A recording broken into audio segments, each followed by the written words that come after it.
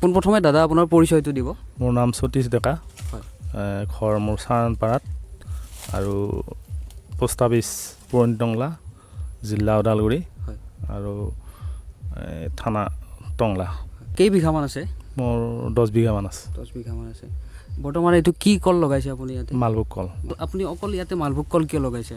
মালভোগ কলৰ চাহিদাটো পোৱা যায়, বজাৰত বিক্ৰীও ভাল হয় আৰু কাষ্টমাৰ থাকে ইয়াৰ, হয় সেইকাৰণে লগালোঁ। কলৰ খেতিৰ কাৰণে, যিকোনো কলৰ খেতিৰ কাৰণে মাটিটো কেনেকুৱা হ'ব লাগে? মাটিটো ফাৰ্ষ্টতে মানে হাল বাই চাহ কৰি ল'ব লাগিব হয় আৰু চাহ কৰি লৈ ইয়াত কিছুমান ঔষধ আছে, ঔষধখিনি দিব লাগে। দিয়াৰ পাছত কলটো ৰুব লাগে। হয়, মাটিত কিবা সাৰ দিব লাগে নেকি? সাৰ এনে ফাৰ্ষ্ট ৰুওঁতে সাৰ নিদিলেও হয়, তাৰপিছত 3 মাহ পাছত সাৰ দিব লাগে। 3 মাহ পাছত সাৰ দিব লাগে। কি কি সাৰ দিয়া হয় মাটিত? Urea, potash, super. হয়, কিমান 1 বিঘা মাটিত ধৰক কিমানমান পৰিমাণে সাৰ দিয়া হয়? 1 বিঘা মাটিত কলৰ পুলি এনেই হেৰি লগা হয়, মোটামুটি 220 চুপ হয়। 220 চুপত মোটামুটি ধৰ 1 কুইণ্টেল। 1 কুইণ্টেল সাৰ দিব লগা হয়। DAP, ছুপাৰ মিলাই 1 কুইণ্টেল।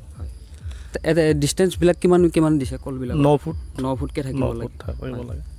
এটা ভিটিত কেইডালকৈ থাকে কল?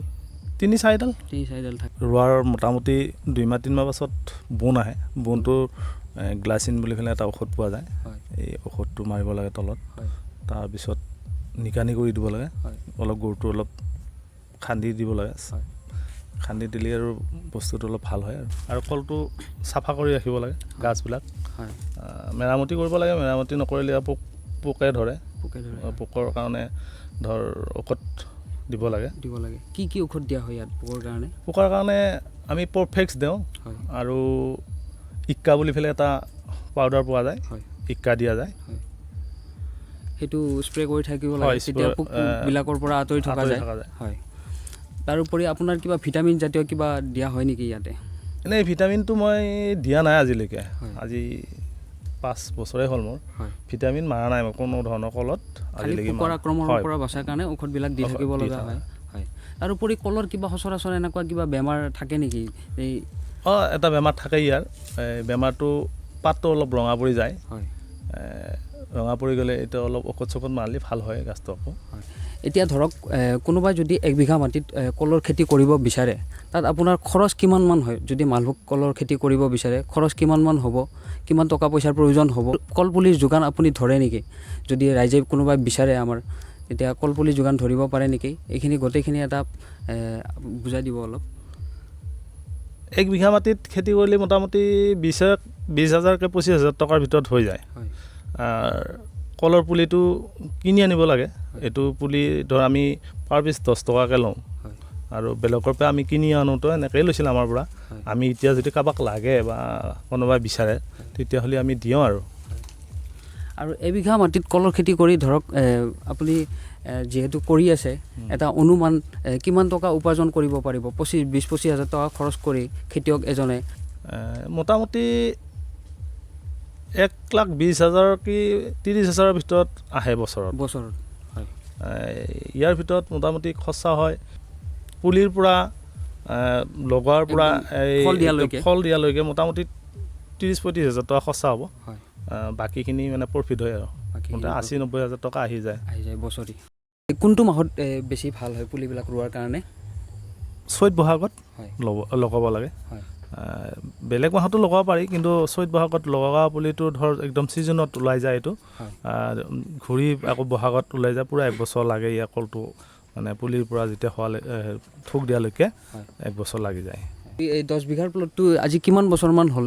এইটো মোৰ 1 বছৰ হৈ গ'ল। এবাৰ বহাগ পুলি 2 বছৰ হ'ব আৰু এইটো কিমান বছৰমান থাকিব? 4-5 বছৰ ফল দি থাকিব। তাৰপিছত 5 বছৰৰ পাছতো যদি কোনোবাই ৰাখিব বিচাৰে তেতিয়াহ'লে অলপ যত্ন ল'ব লাগিব, বেছি যত্ন ল'ব লাগে।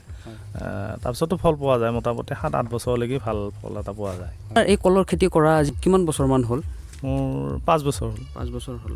প্ৰথমতে 10 বিঘাৰ পৰা ষ্টাৰ্ট কৰিছিল নে কমৰ পৰা ষ্টাৰ্ট কৰিছিল? কমৰ পৰা কৰিছিলোঁ মই। ফাৰ্ষ্টতে আমাৰ 3 বিঘা আছিল, তাৰপিছত এতিয়া এই বছৰ 10 বিঘা লগাইছোঁ। লকডাউনৰ পিছৰ পৰা ভালকৈ আপুনি খেতিবিলাক আৰম্ভ কৰিছে, তেতিয়াৰ পৰা আপোনাৰ এতিয়া প্ৰফিট কেনেকুৱা? বছৰি ধৰক কিমানমান টকা আপোনাৰ টাৰ্ণ অভাৰ হৈ আছে? মোটামুটি 4 লাখ 5 লাখ টকা আহে বছৰত। ঠিক আছে। তাৰোপৰি আপুনি 2-4জন ল'ৰাক ইয়াতে সংস্থাপন দিছে। সংস্থাপন তাৰোপৰি আপোনাৰ কলবিলাক লৈ যায়ও বহুত ল'ৰা হয় সংস্থাপন মোটামুটি 10-12জন বেপাৰীয়ে লৈ যায় কলটো। হয় আৰু কাম কৰা মানুহ 4-5জন থাকেই, ডেইলি থাকে বুলিও ক'ব পাৰি। আৰু ধৰ মাহত ধৰ মোটামুটি 15 দিনটো কণ্টিনিউ থাকে। হয়। আৰু তাৰোপৰি আপোনাৰ ভৱিষ্যত পৰিকল্পনা কিবা আছে নেকি, বাগানখন কিবা বঢ়োৱাৰ কাৰণে বা এনেকুৱা কিবা বেলেগ পৰিকল্পনা আছে? মই অলপ মাটি চাইছোঁ ইতিমধ্যে। হয় এই তাতে মোটামুটি 30-40 বিঘা মাটি আছে। সেই মাটিখিনি চাইছোঁ। তাতে যদি মাটিখিনি দিয়া হয় তেতিয়াহ'লে আকৌ তাতে লগাম মই। তাতেও এই মালভোগ কলৰ খেতি লগাম বুলি ভাবিছোঁ। মালভোগ কলৰ লগাম। প্ৰথমতে কি কৰিছিল, আপোনাৰ জীৱন সংগ্ৰামৰ বিষয়ে অলপ জনাব। মই প্ৰথমৰ পৰা গাড়ী চলাইছিলোঁ। মোটামুটি গাড়ী চলালোঁ মই 28 বছৰমান। 28 বছৰৰ পাছত মোৰ কিবা আগৰ পৰাই খেতিৰ অলপ ৰাপ আছিল। আগতেও কৈছিলোঁ কিবা কিবি, ধৰ এনেকুৱাকৈ কল খেতি কৰা নাছিলোঁ। তাৰপিছত মই গাড়ী চলালোঁ।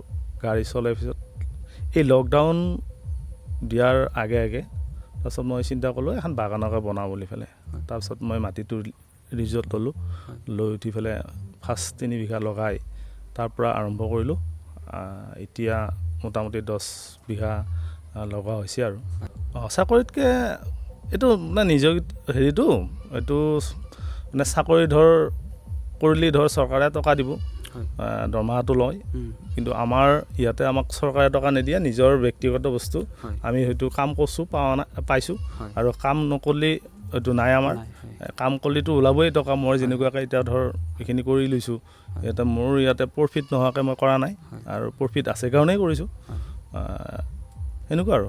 নতুন খেতিয়কসকলক কিবা ক'ব বিচাৰে নেকি?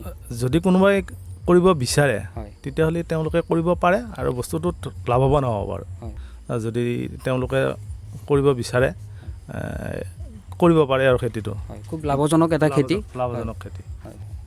ঠিক আছে, ধন্যবাদ দাদা, আপোনাক বহুত বহুত ধন্যবাদ জনাইছোঁ। ধন্যবাদ।